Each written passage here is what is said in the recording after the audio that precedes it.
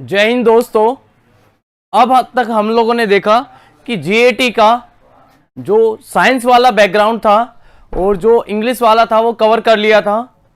और इसके बाद में हम लोग डिस्कशन करेंगे आज अब जीके का, कि जीके का जो पेपर लगा था वो मॉडरेट टू इजी लेवल आप कह सकते हो। इसमें कुछ कुछ पोर्शन थे वो गवर्नमेंट स्कीम से आए थे, उसके बाद में पॉलिटिक्स से आए थे, ज्योग्राफी से आए थे, और कुछ कुछ से आपके वो डायरेक्टली देखने को मिल रहे थे अपन एंशिएंट इंडिया से, जैसे एज यूजुअल वो पूछा जाता है। तो सबसे पहले जो क्वेश्चन की बात करते हैं वो आपका पूछा गया है पंचायती राज इंस्टीट्यूशन से। और पंचायती राज इंस्टीट्यूशन से ये देखो यूपीएससी का मोस्ट सबसे फेवरेट टॉपिक्स में से एक है Panchayati Raj institutions and ULB urban local bodies. तो सबसे पहले बात करते हैं कि which one of the following is not a power of the panchayat under article 243G। जितने भी आर्टिकल्स की बात करेंगे हम लोग वो कहां पर देखने को मिलते हैं अपने को, वो देखने को मिलेंगे अपने को डायरेक्टली, जितने भी आर्टिकल्स देखने को मिलेंगे वो देखने को मिलते हैं अपने को 243 से लेकर 243O तक, वो मिलते हैं पंचायती राज इंस्टीट्यूशंस में। तो उसमें आर्टिकल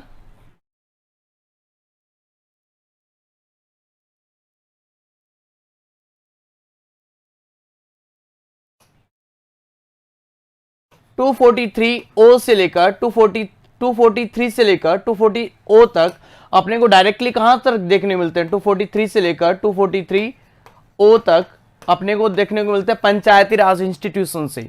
और पंचायती राज है वो किसकी बात करता है, वो पावर्स की डिसेंट्रलाइजेशन की बात करता है कि ग्राम लोगों के पास में ज्यादा से ज्यादा पावर रहे। तो उसमें डायरेक्टली देख सकते हो आप, पहला है कि लैंड इंप्रूवमेंट के लिए ये पावर लोगों को दी गई होगी, तो ये डायरेक्टली स्टेटमेंट देखने में सही लग रहा है अपने को। दूसरा है implementation of the land reforms, कि जो लैंड रिफॉर्म्स हुए थे भूमि सुधार के लिए उनको इंप्लीमेंट करने की जिम्मेदारी दी गई होगी, तो ये भी ठीक लगता है। थर्ड अपना land consolidation and the soil conservation, वापस से लैंड को रिफॉर्म करने की बात कर रहा है, लैंड को प्रिजर्व करने की बात कर रहा है भूमि को, तो ये भी सही लग रहा है। लास्ट आपका regulation of the land revenue, कि जो लैंड रेवेन्यू होता है भूमि के ऊपर जो रेवेन्यू लगता है, कर लगता है, उसको नियंत्रित करेगा। तो ये पावर्स आपको देखने को मिले एडमिनिस्ट्रेशन के पास में, ग्राम पंचायत के पास में बहुत रेयर देखने को मिलता है। तो इसका करेक्ट आंसर रहेगा डी। नेक्स्ट, ओके, नेक्स्ट जो अपना क्वेश्चन है वो देखो थोड़ा लेंथी क्वेश्चन है ये। नेक्स्ट जो अपना क्वेश्चन है थोड़ा लेंथी क्वेश्चन है, वो डायरेक्टली देखने को मिलता है अपने को, ये जो है वो अपने बुक से देखने को मिलता है कि कौन कौन से उस टाइम पे, जैसे अंता महात्मा, दूसरा है अपना एकदम क्लियर नहीं है, एक मैं बता देता हूं, ये महात्मा है, तीसरा है धम महात्मा, चौथा है आपका नगल महात्मा। तो धम महात्मा है ये किसके टाइम पर, मौर्यन एम्पायर में, जब चंद्रगुप्त मौर्य के बाद में आपके कौन बनते हैं, उसके बाद में डिसेंडेंट में आते हैं उनके, तो यहां पर देखने को मिलते हैं अपने को अशोक। अशोक ने धम्म चक्र परिवर्तन के लिए वहां पर धम्म अपना लिया था, और उसके लिए क्या भेजते हैं वो स्प्रेड ऑफ धम्मा, धम्मा मतलब बौद्ध के रिलीजन को स्प्रेड करने के लिए वहां पर वो धम्म महात्मा को अपॉइंट करते हैं। तो डायरेक्टली देखने को मिल सकता है कि सी है वो किससे मिल जाएगा, बी से। तो सी और बी से जब मिलेगा तो डायरेक्टली आप एलिमिनेट कर सकते हो कि सी में सेकंड नंबर पे है, तो सी में सेकंड नंबर पे देखा तो दो आपके क्या हो गए, डायरेक्टली एलिमिनेट हो गए। दो हैं वो डायरेक्टली आपके क्या हो गए, एलिमिनेट हो गए। कौन कौन से, एक तो फर्स्ट वाला और एक फोर्थ वाला, तो बचा कौन सा, ये दोनों बचे। लास्ट उसके बाद में अपने को क्या देखने को मिलता है, उसके बाद में अपने को देखने को मिलता है कि नगल। नगल किससे रहेगा, अगर देखोगे आपको तो ये किससे रहेगा, तो ये एडमिनिस्ट्रेशन से रहेगा, सिटी के एडमिनिस्ट्रेशन से। तो डी को मिला ये 3 से, तो डी को 3 से जब मिलाते हैं तो डायरेक्टली अपने को देखने को मिलता है डी को 3 से, तो डी में 3, तो अपने को डायरेक्टली मिल रहा है कि सी आपका इसका करेक्ट आंसर रहेगा। यूपीएससी के पेपर्स में एलिमिनेशन मेथड है वो सबसे बेस्ट रहता है। इसी के थ्रू आप क्या कर सकते हो, एकदम करेक्ट आंसर को नोट कर सकते हो। इसके बाद में आगे बात करते हैं हम लोग। तो तीसरा क्वेश्चन है कि एक पर्टिकुलर बुक दी गई थी, उसका राइटर कौन सा है। तो जो नीचे वाले जो राइटर्स है, जैसे चरक, इसके लिए चरक संहिता होगा। तो आपने ये तीनों नाम सुने होंगे, लेकिन इसमें ओड सा नाम आपको क्या दिखता है। तो वो among of the following is the author of the Hastya Veda. Hastya Ayurveda का लेखक कौन है। तो उसमें डायरेक्टली आंसर रहेगा आपका पलक कप्या। नेक्स्ट अपने को देखने को मिलता है okay 16 which one of the following which one of the following the area was acquired by the British under the Treaty of Devgaon. एक ट्रीटी हुई थी, इससे रिलेटेड एक पॉलिसी लेकर आते हैं ब्रिटिशर्स। कौन सी पॉलिसी थी वो पॉलिसी थी डॉक्ट्राइन ऑफ लैप्स। इससे पहले एक और पॉलिसी आती है, उससे वो पॉलिसी थी आपकी, कौन सी पॉलिसी थी वो थी सब्सिडरी अलायंस। सब्सिडरी अलायंस जो थी लॉर्ड वेलेस्ली की, लॉर्ड वेलेस्ली की। उसके अंतर्गत 1803 में जो मराठास थे, मराठास को सेकंड बैटल में डिफीट कर देते हैं। और उससे पहले 1803 में ये क्या कर लेते हैं, उसमें डायरेक्टली देखने को मिलता है कि मराठास के साथ में एक ट्रीटी साइन कर लेते हैं। अब ये ट्रीटी देखो कहां पर होगी, अब ये मराठास के साथ में होगी ना, तो मराठास के साथ में इसको एलिमिनेट कर सकते थे आप। पहला है कटक, तो मराठास कटक में करने के लिए जाएंगे क्या। उस टाइम पे आपने अगर मराठा रीजन के बारे में सुना होगा, तो मराठा रीजन था आपका जो आज आपका बॉम्बे वाला प्रोविंस है ना, जो गुजरात वाला प्रोविंस है, जो महाराष्ट्र वाला प्रोविंस है, ये कंप्लीट मराठा के अंतर्गत आता था उस टाइम पे। तो कटक यहाँ पर तो एडमिनिस्ट्रेशन या फिर ट्रीटी करने के लिए जा नहीं सकते हैं। सेकेंड था मुर्शिदाबाद। मुर्शिदाबाद इनडायरेक्टली ये वेस्ट बंगाल वाली साइड में था, बिहार वाली साइड में था, वेस्ट बंगाल वाली साइड में था, तो वहाँ पर भी नहीं जाएंगे। फोर्थ है कालीकट, तो यहाँ पर भी साउथ इंडिया में क्यों जाएंगे। तो एक ही ऑप्शन बचा था सूरत। तो 1803 में ये डायरेक्टली ट्रीटी करते हैं किसके साथ में, ब्रिटिशर्स के साथ में, मराठा। 1803 में कहाँ पर, सूरत में, ट्रीटी ऑफ देखो। नेक्स्ट देखने को मिल रहा है अपने को okay the consider of the following statement. इनमें से कौन सा कथन सत्य है उस पर विचार कीजिए। पहला है the Maharashtra state has the maximum share of the national highways in the kilometres. कि महाराष्ट्र जो है वो सबसे ज़्यादा क्या रहेगा, किलोमीटर्स में सबसे ज़्यादा हाईवेज है उसमें। First statement. सेकेंड है the nature of the terrain and the level of economic development is the one of the reasons for the maximum share of the national highways in the Maharashtra. ये कह रहा है कि national highways है महाराष्ट्र में, उसकी वजह से क्या है, यहाँ पर इकोनॉमिक एक्टिविटीज़ है, आर्थिक गतिविधियाँ हैं, वो क्या है, वो ज़्यादा देखने को मिलती है। तो ये बात डायरेक्टली सही लग रही है। सेकंड स्टेटमेंट देखिए आप कि यहाँ पर अगर हाईवेज ज़्यादा रहेंगे तो क्या होगा, इकोनॉमिकल एक्टिविटी ज़्यादा होगी, और इकोनॉमिकल एक्टिविटी ज़्यादा होगी तो वहाँ का जीडीपी या फिर मान सकते हो कि वहाँ पे आर्थिक गतिविधियाँ तेज़ होगी। तो दोनों ही स्टेटमेंट अपने को सही लग रहे हैं, तो आंसर रहेगा सी। ओके नेक्स्ट अपने को देखने को मिल रहा है ओके द एक्टिविटीज ऑफ और the services focused of creation, rearrangement and the interpretation of the new and existing ideas are referred as. जैसे आपने आज तक सुना होगा कुछ सेक्टर्स होते हैं, जैसे primary sector, secondary sector, tertiary sector, quaternary and quinary sectors.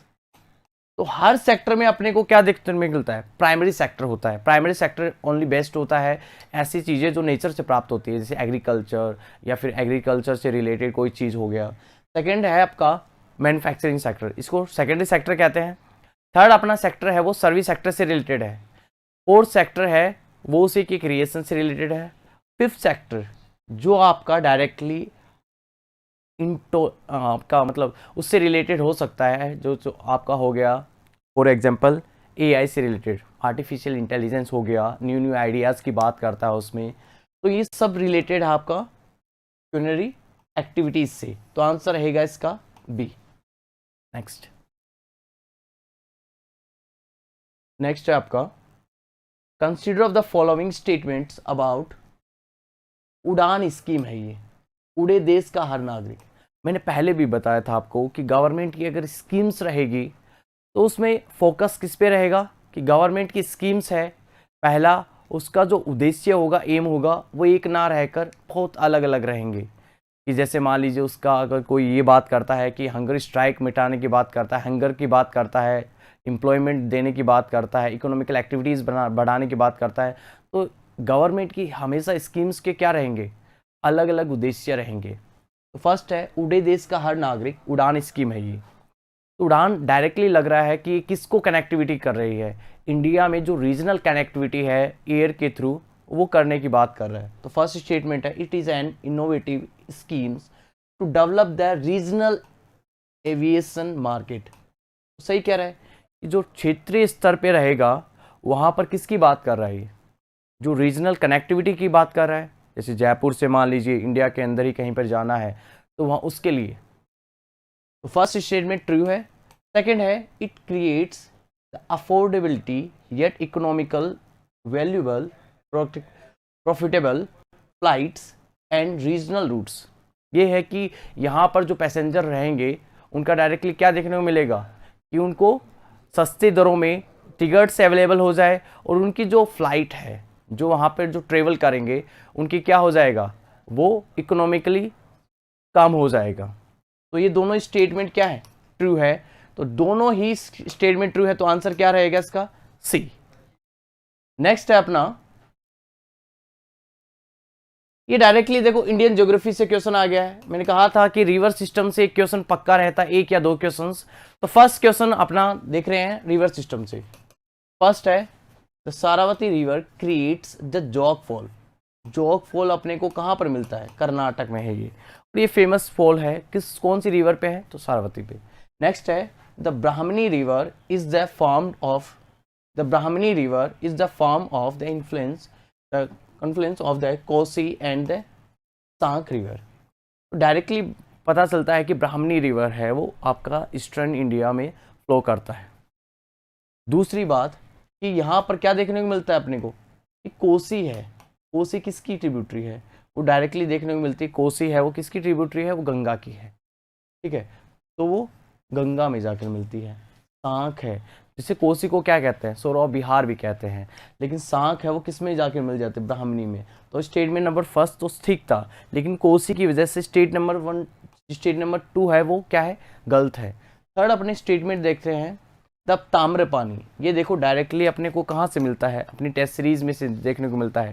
ताम्रपानी है तमिलनाडु में, क्या है, एक वहाँ पर फ्लोटिंग करने वाली ईस्टर्न डायरेक्शन में बहने वाली एक रिवर है, और वहाँ पर ताम्रपानी है ये तमिलनाडु की एक डिस्ट्रिक्ट तिरुनेलवेली से क्या करती है, फ्लोट करती है। तो यहाँ पर स्टेटमेंट क्या हो गया, सेकंड है वो गलत है, फर्स्ट एंड थर्ड है वो ठीक है। उसमें पूछा है कि how many statements are correct या ट्रू, तो इसमें से क्या रहेगा आंसर, आंसर 2 रहेगा।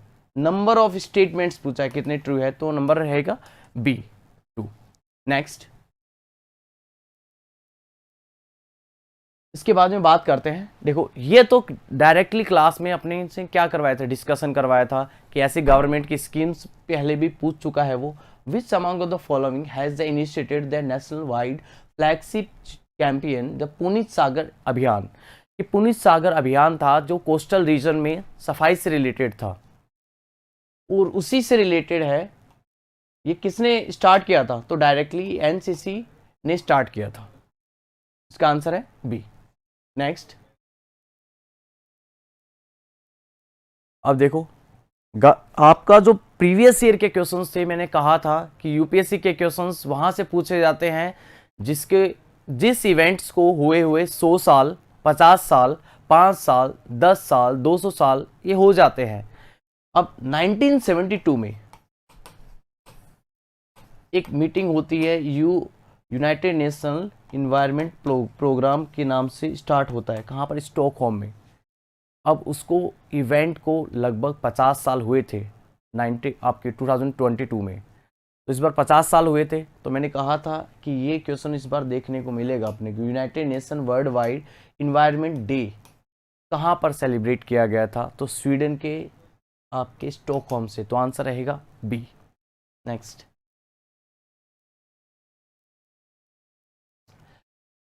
ये थोड़ा क्लियर नहीं है लेकिन मैं एक्सप्लेन कर देता हूँ। Which of the following Indian naval ship were decommissioned in June 2022? 2022 में इसमें से कौन सी नेवल शिप को इन लोगों ने, इंडियंस ने क्या कर दिया था? डीकमीशन कर दिया था, हटा दिया गया था। तो इनमें से कौन सी थी? निशांक और अक्षय। ये डायरेक्टली क्वेश्चन आया था आपके करंट अफेयर्स की पीडीएफ से। Next question, India sign a deal with the which of the following countries to supply MH-60R helicopters to Indian navy? अभी इंडियन नेवी ने कुछ दिन पहले ही आपके यूएसए की गवर्नमेंट के साथ में क्या किया था? एक एग्रीमेंट किया था कि वहाँ से क्या ले सकते हैं, अपन हेलीकॉप्टर ले सकते हैं। तो ये हेलीकॉप्टर किसके हैं? MH-60R helicopters. ये डायरेक्टली आपको मिलते हैं यूएसए के हैं और इंडिया ने अभी इनके साथ में एक डील साइन की है। तो इसका करेक्ट आंसर रहेगा डी। नेक्स्ट, ओके, ये भी फिर से करंट अफेयर्स। तो जिसने करंट अफेयर्स को कंप्लीट किया था या फिर रिवीजन किया था, क्लास अटेंड की थी, वो ऐसे क्वेश्चंस को नहीं छोड़ेगा। Which reference with the reference of India's defence the term Surat and Udaygiri? अभी दो ये न्यूज़पेपर में थे directly, INS Surat and Udaygiri, दोनों के दोनों क्या थे? ये वॉरशिप आपके डायरेक्टली देखने को मिलते हैं। क्या थे? ये वॉरशिप थे। तो इसका आंसर रहेगा डी।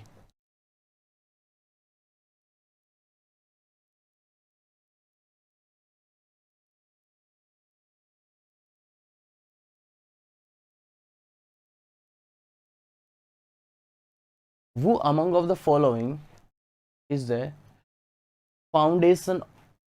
किसने फाउंडेशन डाला था? विजयनगर एम्पायर का। तो विजयनगर एम्पायर का फाउंडेशन है वो डायरेक्टली किसने डाला था? इसमें डायरेक्टली मिलता हरिहर एंड बप्पा ने। तो आंसर रहेगा इसका ए।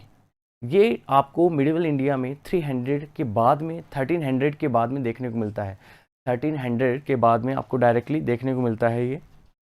नेक्स्ट है आपका,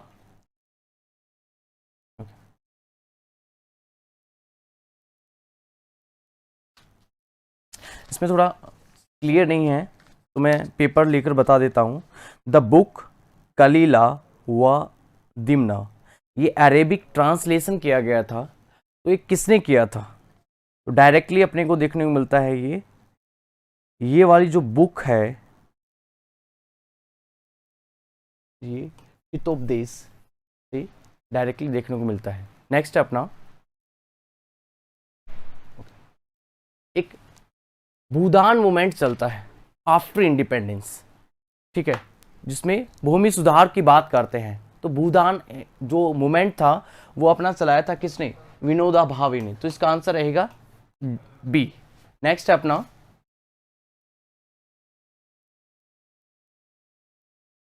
ये फिर से क्लियर नहीं है, मैं देख लेता हूं उसमें। Okay, which one of the following rivers in India was not crossed by the Alexander and his army? इनमें से कौन सी रिवर को अलेक्जेंडर और उसकी आर्मी ने क्रॉस नहीं किया था? जब ये इंडिया वाली साइड में आते हैं तो डायरेक्टली देखने को मिलता है वहाँ पर नंडाइन सिटी थी और वहीं पर उसके बाद में चंद्रगुप्त मौर्य ने के आने से वहाँ पर ये जब पोरस से वॉर करते हैं तो वहाँ पर ये वीक हो जाते हैं। उसके बाद में व्यास रिवर को क्रॉस नहीं करते हैं और व्यास रिवर का पुराना नाम क्या देखने को मिलता है अपने को? हाइपेसिस देखने को मिलता है। तो उसका आंसर रहेगा ए। नेक्स्ट क्वेश्चन, फिर से क्लियर नहीं है, मैं इसको वैसे बता देता हूँ। वो among of the following has describe the medieval India postal system as the two kinds, the horse post called Uluq and the foot post called the Dawa? इन दोनों टाइम्स के मतलब डायरेक्टली मिडिवल इंडिया, मध्यकालीन भारत में क्या देखने को मिलता है? ये दो पोस्ट हैं, एक तो उलल हो गया, एक दवा हो गई। ये किसके टाइम पर देखने को मिलते हैं? तो ये देखने को मिलते हैं इस टाइम पे इब्न बतूता, ये आते हैं और इसके टाइम पर अपने को देखने को मिलते हैं। तो इसका आंसर रहेगा सी। नेक्स्ट क्वेश्चन अपना देखो, इंडस वैली सिविलाइजेशन हो गया अपना, आपका जैनिज्म बुद्धिज्म हो गया, ये यूपीएससी की हॉट फेवरेट टॉपिक्स में से एक है। और इसमें से क्या देखने को मिलता है अपने को, विच among of the following Harappan site has fire altars form, कहाँ पर अग्निकुंड अपने को देखने को मिलते हैं? तो अग्निकुंड कहाँ के फेमस थे? तो अपने को देखने को मिलते हैं डायरेक्टली कि कालीबंगा। कालीबंगा कहाँ पर साइट मिलेगी आपको? राजस्थान में मिलेगी, और वहाँ पे आपको फायर अल्टर्स या फिर अग्निकुंड देखने को मिलते हैं। Next question, okay, consider of the following statements on the consider of the following statements on the computation of the density. इनमें से कौन सा है वो डेंसिटी के अकॉर्डिंग? तो देखो अलग अलग डेंसिटी को डिफाइन कर रखा है यहाँ पे। पहला है फिलोसोफिकल डेंसिटी, सेकंड है एग्रीकल्चरल, थर्ड है पॉपुलेशन डेंसिटी। तो डायरेक्टली क्या देखने को मिलता है अपने को कि जो फिजियोलॉजिकल डेंसिटी है वो क्या है आपका, टोटल आपकी जितनी पॉपुलेशन है, टोटल आपकी जितनी पॉपुलेशन है, ठीक है, ये डायरेक्टली देखने को मिलता है कितना कल्टीवेटेड एरिया आपका, उसके बाद में कितनी पॉपुलेशन है आपकी, जितना पर्टिकुलर एरिया है उसके ऊपर कितने लोगों ने कल्टीवेशन किया है। तो ये डायरेक्टली सही है स्टेटमेंट। सेकंड आपका एग्रीकल्चरल डेंसिटी, कि कितने लोगों ने कितना एग्रीकल्चर से रिलेटेड कल्टीवेटेड एरिया है वो देखने को मिलता है, मतलब कितनी एग्रीकल्चर पॉपुलेशन है वो कितना कल्टीवेटेड एरिया पे कल्टीवेशन करता है, वो होगी अपनी एग्रीकल्चर डेंसिटी। और तीसरा है पॉपुलेशन डेंसिटी। तो पॉपुलेशन डेंसिटी कितनी है, कितने एरिया में, टोटल एरिया में कितनी पॉपुलेशन रहती है, वो हो जाएगी अपनी टोटली कितना, वो हो जाएगी अपनी पॉपुलेशन डेंसिटी। तो इसमें तीनों ही स्टेटमेंट आपको क्या है पूछे हैं, और उसमें हाउ मेनी स्टेटमेंट्स पूछे हैं, तो आंसर हो जाएगा इसमें सी। नेक्स्ट क्वेश्चन है अपना, नेक्स्ट क्वेश्चन है देखो टोर्स। टोर्स क्या होते हैं? तो टोर्स अपने को देखते हैं तीन टाइप्स की आपकी रॉक्स होती हैं, एक है इग्नियस रॉक, सेकंड है सेडिमेंट्री रॉक्स, थर्ड है आपकी मेटामॉर्फिक रॉक। अब इसमें डायरेक्टली देखने को मिलता है टोर्स क्या होते हैं, छोटे छोटे जब आपकी ग्रेनाइट हो गया या फिर इग्नियस रॉक्स हो गई आपकी, जो टूट जाती हैं किसी भी कारण की वजह से, वो छोटा टूटा हुआ पार्ट होता है, उसको कहते हैं tors. The formation of tors and the small rocky hills associated with which of the following. तो इसमें डायरेक्टली जो ग्रेनाइट के जो टुकड़े होते हैं वो मोस्टली आपके क्या कहलाते हैं, वो आपके टोर्स कहलाते हैं। तो इसका आंसर रहेगा ए, ग्रेनाइट। नेक्स्ट अपना,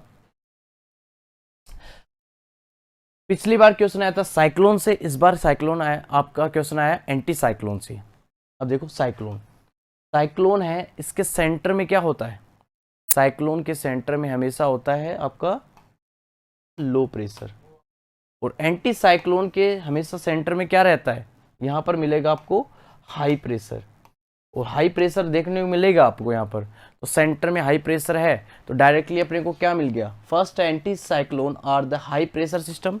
तो स्टेटमेंट नंबर 1 तो क्या हो गया, सही हो गया, और स्टेटमेंट नंबर 1 सही हो गया, तो इसमें नन ऑफ द अबव वाला तो कैंसिल हो गया।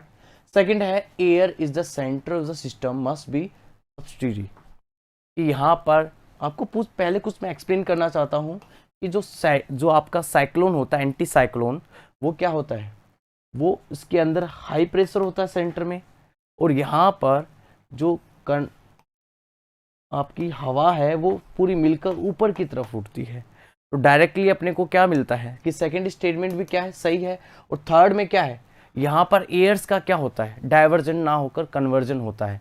तो यहाँ पर स्टेटमेंट नंबर 3 भी ठीक है। तो नंबर ऑफ स्टेटमेंट्स पूछा है, तो नंबर ऑफ स्टेटमेंट्स क्या हो जाएंगे, C3। नेक्स्ट क्वेश्चन, अब ये डायरेक्टली अपने को मिलता है अर्थ की क्रस्ट से।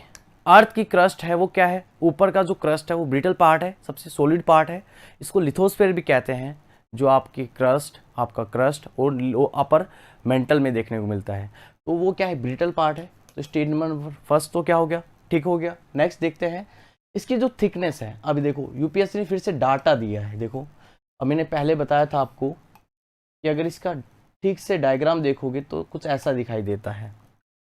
ये आपका है, ये वाला पोर्शन है, ये आपकी क्रस्ट की पोर्शन है, ये वाला है ओशियंस का है। ये आपकी किसकी कौन सी प्लेट है, ये आपकी कॉन्टिनेंटल प्लेट है, और ये आपकी कौन सी प्लेट है, ओशियनिक प्लेट है।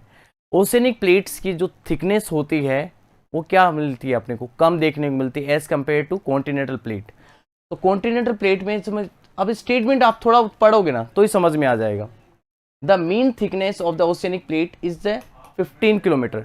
तो 15 किलोमीटर के समथिंग ना होकर कितने होती है, 3 से लेकर 7 के समथिंग होती है। 7 किलोमीटर के बीच में इसकी थिकनेस होती है। सेकंड है वहां पर दूसरी अपने को देखने को मिलती है कॉन्टिनेंटल प्लेट की जो थिकनेस है, कॉन्टिनेंटल प्लेट की थिकनेस है वो ज़्यादा होती है, लगभग माउंट एवरेस्ट के समथिंग है, वहाँ पर 70 किलोमीटर तक चली जाती है। तो इसकी एवरेज थिकनेस भी क्या है अपने को अलग देखने को मिलेगी। तो इसका स्टेटमेंट नंबर क्या है, 2 गलत है। तो ओनली क्या रहेगा इसका, ओनली 1 रहेगा। तो आंसर रहेगा ए। Next question.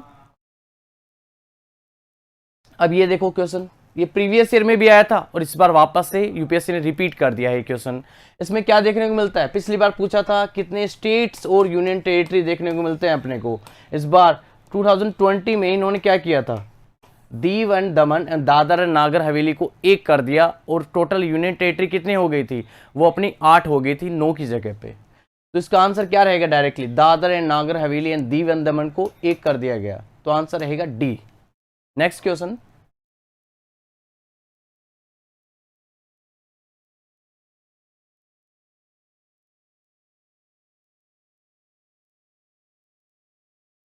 नेक्स्ट क्वेश्चन अपन देखेंगे। अभी देखो स्पोर्ट्स से आ गया, बताया था आपको पहले भी कि टेनिस से रिलेटेड एक एवरी ईयर क्वेश्चन रहता है। तो इस बार राफेल नडाल ने किसको डिफीट किया फ्रेंच ओपन में। तो फ्रेंच ओपन का ही थोड़ा डीपली क्वेश्चन पूछ लिया था। अब तक मतलब विनर ही पूछा जाता है, लेकिन जो फाइनल राउंड में जिसको डिफीट किया था वो भी पूछ लिया था इस बार। तो इसका आंसर रहेगा सी, कास्पर रूड। ये जो प्लेयर थे इनको डिफीट किया था राफेल नडाल ने फ्रेंच ओपन 2022 में। अब देखो ये क्वेश्चन है, ये डायरेक्टली स्कीम से है और थोड़ा बहुत ई लगा है। ई लगा है तो मतलब क्या रहेगा, ई मतलब इलेक्ट्रॉनिक रहेगा, आपकी टेक्नोलॉजी से रिलेटेड है ये। संजीवनी मतलब संजीवनी आप मेडिसिन कह सकते हो, तो ई मेडिसिन की से रिलेटेड है ये। तो ई मेडिसिन से रिलेटेड आपने देखने को मिल सकता है। तो पहला स्टेटमेंट पढ़ो, किससे रिलेटेड है ये, आयुष्मान भारत डिजिटल मिशन से रिलेटेड है। सेकंड दे रखा है आम आदमी बीमा योजना, नहीं ऐसा तो इंश्योरेंस से रिलेटेड तो नहीं होगा ही। तीसरा आपका प्रधानमंत्री सुरक्षा बीमा योजना, ये भी इंश्योरेंस से रिलेटेड बता रहा है। चौथा है यूनिवर्सल हेल्थ इंश्योरेंस स्कीम, तो ये भी इंश्योरेंस से रिलेटेड है। तो इसमें क्या है, आयुष्मान भारत डिजिटल मिशन, ये इसका सबसे सही है। इसमें क्या किया जा रहा है, ई संजीवनी में आपको घर बैठे मेडिसिन प्रोवाइड करवाई जाती है। तो इसका आंसर रहेगा ए। नेक्स्ट अपना श्रेष्ठ स्कीम। श्रेष्ठ स्कीम अपने को क्या देखने को मिलता है, श्रेष्ठ स्कीम है वो डायरेक्टली इसमें फुल फॉर्म पहले दे रखी है, और यूपीएससी के जितने भी क्वेश्चंस होते हैं उसकी डायरेक्टली अपने को देखने को मिलती है। तो यहां पर क्या देखने को मिलता है, scheme is for the residential education of the students in the high schools and target areas. यहाँ पर देखने को मिलता है कि जो शेड्यूल एरियाज हैं, टारगेट एरियाज हैं शेड्यूल कास्ट के, उनके लिए हायर एजुकेशन के लिए स्कीम चलाई गई है। तो ये स्टेटमेंट तो ठीक लग रहा है। सेकंड है इसमें देखो कि जो मेरिट बेस पे जो स्टूडेंट्स रहेंगे SC ST के, उनको इससे बेनिफिट रहेगा। तो सेकंड स्टेटमेंट भी क्या है अपने को ठीक लग रहा है। तो इसमें करेक्ट आंसर क्या रहेगा कि 1 and 2 बोथ। तो आंसर रहेगा इसका सी। Next question.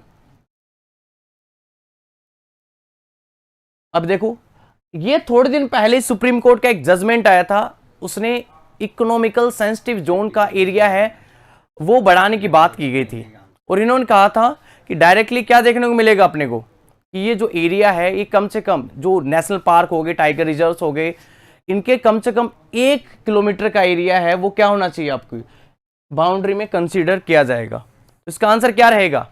1 ए। नेक्स्ट क्वेश्चन है अपना 108। तो इसमें डायरेक्टली बात करते हैं ऑब्जेक्टिव रेजोल्यूशन से। जब थर्ड मीटिंग होती है 13 दिसंबर 1946 को, तो उस टाइम पे ऑब्जेक्टिव रेजोल्यूशन को इंट्रोड्यूस किया जाता है किसके द्वारा? डायरेक्टली वही आपका प्रेम्बल होता है आगे चलकर, तो वो इंट्रोड्यूस किया जाता है किसके द्वारा? पंडित जवाहरलाल नेहरू के द्वारा। नेक्स्ट क्वेश्चन ऊपर, where did the Netaji Subhash Chandra Bose announce the formation of the government of free India in 1943 में? अब ये डायरेक्टली आपको देखने को मिलता है कि उसके जो आज़ाद हिंद फौज थी, इंडियन नेशनल आर्मी, उसके 2 हेडक्वार्टर्स थे, एक रंगून में, एक आपकी था कहाँ पर? सिंगापुर में। अब ये पहली बार फॉर्मेशन होता है, वो होता है कहाँ पर? आपका सिंगापुर में। तो इसका करेक्ट आंसर क्या रहेगा? ए। नेक्स्ट क्वेश्चन अपने को देखने को मिलता है ओके, फ्लाइंग शटल। अब ये देखो आपका वर्ल्ड हिस्ट्री से डायरेक्टली क्वेश्चन पूछा गया था। कहाँ से? ये इंडस्ट्रियल रेवोल्यूशन के टाइम पर पूछा गया था कि फ्लाइट शटल ये किसने इनोवेट किया? तो इसका आंसर रहेगा जॉन के, आंसर नंबर बी। नेक्स्ट है, अब देखो इनको इस बार अवार्ड मिला था, है ना, और अवार्ड मिलेगा, बुकर प्राइज मिला था इनको, तो इसलिए ये क्या थी? न्यूज में थे। तो टॉम ऑफ सेंट्स के लिए किनको मिला है? तो गीतांजलि श्री को क्या मिला है? इनको अवार्ड मिला था। तो करेक्ट आंसर क्या रहेगा इसका? डायरेक्टली बी रहेगा। नेक्स्ट क्वेश्चन ओके, नेक्स्ट अपना है, नेक्स्ट क्या देखने को मिलता है?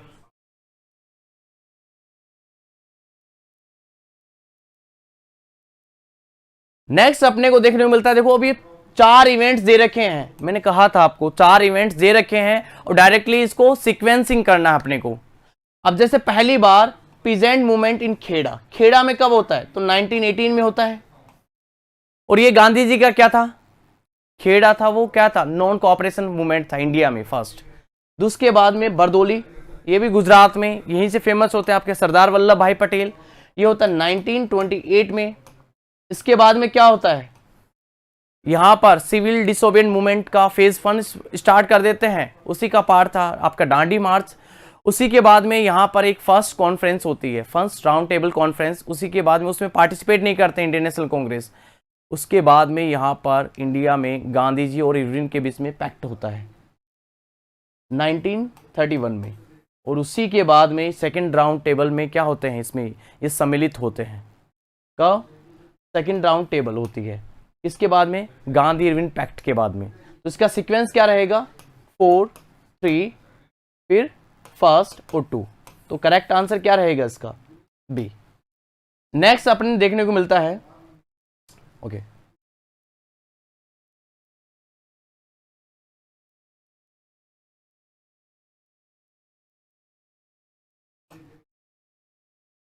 विच one of the following was composed bye Hari Sen? तो हरि सेन ने किसको कंपोज किया था? तो डायरेक्टली अपने को देखने को मिलता है, डायरेक्टली अपने को देखने मिलता है कि प्रयाग प्रशस्ति, इलाहाबाद प्रशस्ति से अपने को क्या देखने को मिलता है कि हरि सेन ने इसको कंपोज किया था। तो आंसर रहेगा इसका बी। नेक्स्ट, अब ये देखो, ये भी फिर से इसको सीक्वेंसिंग करना था अपने को। तो ये सेशन अपने को देखने को मिलता है कब? 1938 में हरिपुरा सेशन होता है, किसका? इंडियन नेशनल कांग्रेस का। और उसमें लीडर कौन होते हैं? आपके सुभाष चंद्र बोस होते हैं। उसी में नेशनल प्लानिंग कमेटी बनती है, किसकी लीडरशिप में? पंडित जवाहरलाल नेहरू की लीडरशिप में। तो डायरेक्टली अपने को क्या मिलता है कि ये कब बनी थी? 1938 में बनी थी ना। तो सबसे पहले तो क्या हुआ होगा इनमें से? 4 नंबर पे हुआ होगा। तो देखो 4 एक में ही डायरेक्टली मिल रहा है अपने को। अगर ये क्वेश्चन, अगर ये आपने इंडियन नेशनल कांग्रेस का सेशन भी सुना था ना, उसमें डिटेल्स में लिखवा रखा था कि यहां पर क्या बनती है? नेशनल प्लानिंग कमेटी बनती है। तो उसमें डायरेक्टली अपने को सबसे पहले क्या बनता है?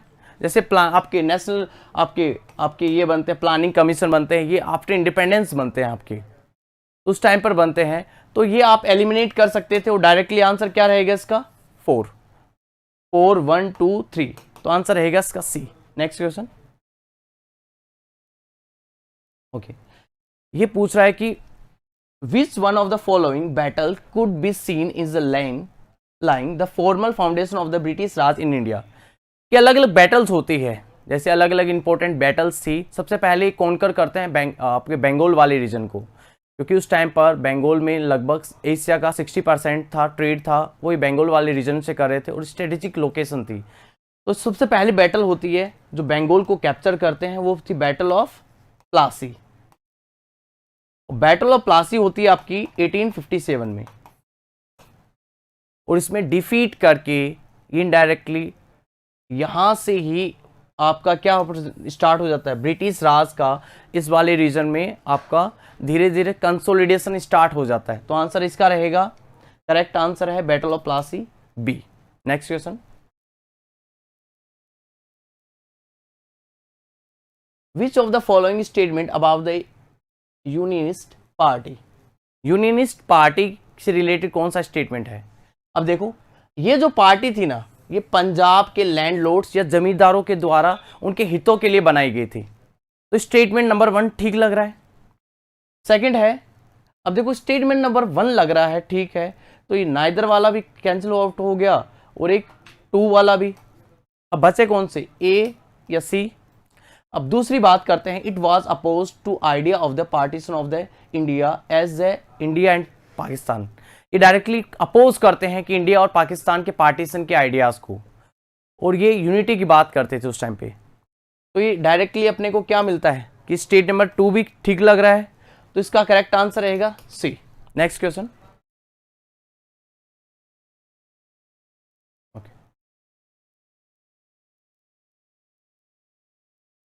अब ये बात करते हैं ईस्ट इंडिया कंपनी की।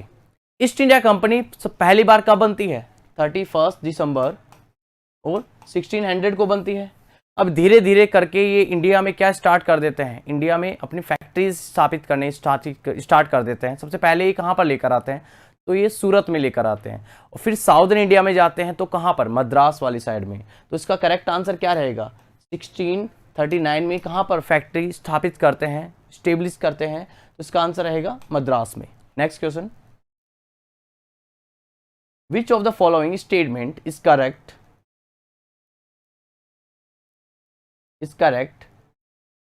was formed after?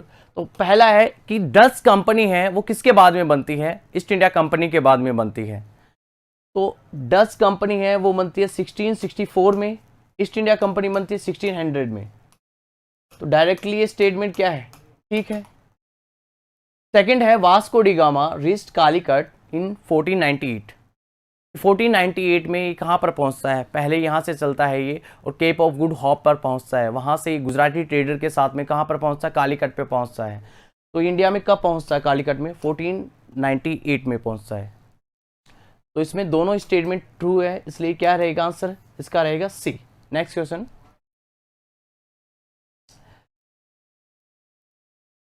In India cultivable land which is left uncultivated for more 1 year but less than 5 year in the लेबल। कि डायरेक्टली पूछ रहा है कि ऐसा कोई एरिया जो 1 ईयर से ज़्यादा लेकिन 5 ईयर से कम अगर अनकल्टिवेटेड रहेगा तो उसको क्या कहेंगे, इसको डायरेक्टली कह सकते हैं अपन flow over flow other than the current fallow. ये एक ऐसा एरिया जो 1 साल से और 5 साल से कम कल्टिवेटेड एरिया रहेगा, तो उसका करेक्ट आंसर रहेगा सी।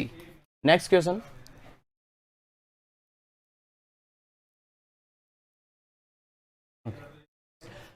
अब ये डायरेक्टली है, ये वर्ल्ड ज्योग्राफी से क्वेश्चन था कि ऑस्ट्रेलिया का ये वाला जो पोर्शन है, ऑस्ट्रेलिया में देखो आपको डेजर्ट्स देखने को मिलेंगे, कोस्टल रीजन्स देखने को मिलेंगे, ग्रेट बैरियर रीफ देखने को मिलेंगे। तो वैसे ही क्वेश्चन पूछा गया था, major portion of the great Artesian basin in Australia located in.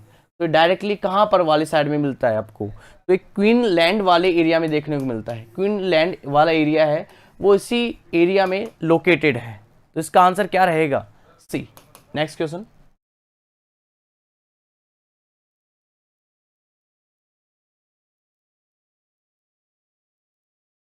which of the following statement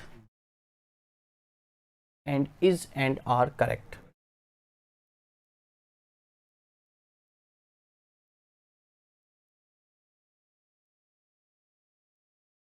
okay, statements देखते हैं। पहला, इनमें से कौन सा कथन है वो सत्य है? पहला है, India has the one of the longest navigable inland water networks in the world. ये कह रहा है कि इंडिया में सबसे ज्यादा एरिया है, लॉन्गेस्ट क्या है आपका इनलैंड वाटर वाला नेविगेशन वाला एरिया है। जैसे आपका नेशनल वाटरवेज 1 हो गया जो गंगा पे है, 2 हो गया, 3 हो गया, 4 हो गया, ऐसे करके। तो पहला स्टेटमेंट है। सेकंड स्टेटमेंट की बात करते हैं पहले, कि ये बता रहा है कि इंडिया का जितना परसेंटेज कार्गो का ट्रांसपोर्टेशन होता है उसका लगभग 25% टोटल कार्गोज का ट्रांसपोर्टेशन है वो 25% होता है। नहीं, इंडिया है वो अंडर यूटिलाइज करता है अपने इनलैंड वाटर्स का, और वो लगभग 1% से भी कम यूज करता है इसका। तो ये स्टेटमेंट क्या है? ये तो गलत हो गया पहला स्टेटमेंट, सेकंड स्टेटमेंट ही। तो इसको एलिमिनेट कर सकते हैं। तो एलिमिनेट करेंगे तो सेकंड स्टेटमेंट जिसमें है वो उड़ा दीजिए। तो ये गया, ये गया, ये गया। अब बचा आपका COD कि कौन सा इसमें से स्टेटमेंट है। अब ये देखिए कि अबाउट अभी 2016 में एक इनको रेगुलेट करने के लिए एक लॉ आया था, और उसमें बताया गया कि मोर देन 100 आपके क्या थे, आपके इनलैंड वाटरवेज थे। तो इसमें 111 थे, इसमें क्या थे आपके इनलैंड वाटरवेज थे। तो इसमें स्टेटमेंट नंबर 3 भी क्या रहेगा, करेक्ट रहेगा। तो इसका करेक्ट आंसर रहेगा D, 1 और 3। Next question. अब ये देखो, इसके लिए मैंने ट्रिक बताई थी आपको, मैप से समझाया था कि कैसे कैसे करके आपको इसको सोल्व करना है। तो 4 direction, 4 mega cities like Kolkata, new Delhi, Mumbai, Chennai, और सेंटर भी मुंबई। अब डायरेक्टली पूछा है, ये वाला क्या था आपका कि पूर से पूर मिला दीजिए। यहाँ पर क्या था, इलाहाबाद था, और ये वाला सिकंदराबाद, ये वाला था हाजीपुर, ये था जबलपुर। ये वाली डायरेक्शन थी आपकी जयपुर जो नॉर्दर्न वेस्टर्न डायरेक्शन में थी। ये वाली थी नॉर्दर्न ईस्टर्न वाली गोरखपुर। ये वाली थी हुबली, ये वाली थी कोलकाता, और एक एकदम से नॉर्दर्न ईस्टर्न साइड में जो आप थी नॉर्दर्न ईस्टर्न साइड में आसाम में थी। इसको कहते हैं नॉर्दर्न ईस्टर्न आपकी फ्रंटियर रेलवे जोन। अब इसको डायरेक्टली आप मिला सकते हो। पहला है eastern central. Eastern central, eastern central का कहाँ पर है हेडक्वार्टर, वो डायरेक्टली अपने को देखने मिलेगा हाजीपुर में। तो हाजीपुर से मिला दीजिए, एक को मिला दिया 3 से, एक को मिला दिया 3 से, तो 2 तो एलिमिनेट हो गए, 2 बचे आपके पास में। नेक्स्ट आपका northern eastern frontier. Northern eastern frontier का कहाँ पर है, तो मालीगांव में है। नेक्स्ट आपका नॉर्दर्न वेस्टर्न, नॉर्दर्न वेस्टर्न का कहाँ पर है, जयपुर में है। तो जयपुर को मिला दीजिए, डी में 2, दोनों में देखने को मिल रहा है, ए में 3। और लास्ट अपने को नॉर्दर्न वेस्टर्न का, नॉर्दर्न ईस्टर्न फ्रंटियर का देखना है। नॉर्दर्न ईस्टर्न फ्रंटियर का कहाँ पर देखने को मिलता है अपने को, तो ये मिलता है C का 4 में। C का 4 मतलब B। तो इसका करेक्ट आंसर क्या रहेगा, B। Next question. ओके, अब ये बात करता है प्राइमरी एंड सेकेंडरी वेव्स की। डायरेक्टली अपने को देखने को मिलता है कि ज्योग्राफी है, अर्थ का जो इंटीरियर स्ट्रक्चर है वो कैसा रहेगा। इंटीरियर स्ट्रक्चर के लिए क्या देखने को मिलता है अपने को, अलग अलग इसके लिए इनडायरेक्ट मेथड से, उसमें सिस्मिक वेव्स थी, वो सबसे रिलेवेंट मेथड था। उसमें अपने को देखने को मिलता है कि प्राइमरी वेव्स है वो through out the body move करती है। सेकेंडरी है आपकी जो सेकेंडरी वेव्स है, सेकेंडरी वेव्स है। तो पहला है कि प्राइमरी वेव्स है वो सिस्मोग्राफ पर सबसे पहले पहुंचती है, क्योंकि ये फास्ट होती है इसलिए सबसे पहले पहुंचती है। तो ये स्टेटमेंट नंबर फर्स्ट ठीक है। सेकंड है आपका primary waves can travel through the, ये सभी टाइप के जो मीडियम होते हैं उससे ट्रेवल कर सकती है। तो प्राइमरी वेव्स है वो सभी टाइप के मीडियम से ट्रेवल कर सकती है। तो स्टेटमेंट नंबर बी भी क्या हो गया, ठीक हो गया। लेकिन पूछा है क्या इसमें, नॉट करेक्ट पूछा है। थर्ड हो गया आपका seismograph located beyond 140 degree from the epicentre can recorded the arrival of the primary waves. अब डायरेक्टली अपने को देखने को मिलता है कि इसमें 3 लेयर्स होती है, क्रस्ट, मेंटल, कोर। कोर है वो 2 में डिवाइडेड है, आउटर कोर और इनर कोर। सेकेंडरी वेव्स है वो आउटर कोर से मूव नहीं करती है। क्यों नहीं करती है, क्योंकि ये वाला जो पोर्शन है वो लिक्विड है। और डायरेक्टली अपने को थर्ड स्टेटमेंट में पूछ रखा है कि जो प्राइमरी वेव्स है वो पूरे पूरे पोर्शन में क्या कर सकती है, ट्रेवल कर सकती है। तो ये स्टेटमेंट ठीक है, क्योंकि प्राइमरी वेव्स है वो सॉलिड से भी मूव कर सकती है, सेकेंडरी है, लेकिन सेकेंडरी है वो कहाँ पर मूव नहीं कर सकती है, वो लिक्विड पोर्शन से मूव नहीं करती है। इसलिए अपने को पता चलता है कि जो आउटर कोर है ये क्या कैसी फॉर्म में है, आउटर कोर है ये कैसी फॉर्म में, लिक्विड फॉर्म में है। लेकिन इसलिए स्टेटमेंट नंबर 3 क्या हो गया, करेक्ट हो गया। नेक्स्ट है आपका कि P waves has the maximum area under cover the shadow area. इस शैडो जोन में ये एरिया को कवर करता है क्या, कवर तो करता है, ठीक है, लेकिन सेकेंडरी वेव है वो कवर नहीं करता है। तो इसका आंसर क्या रहेगा, डी। Next question,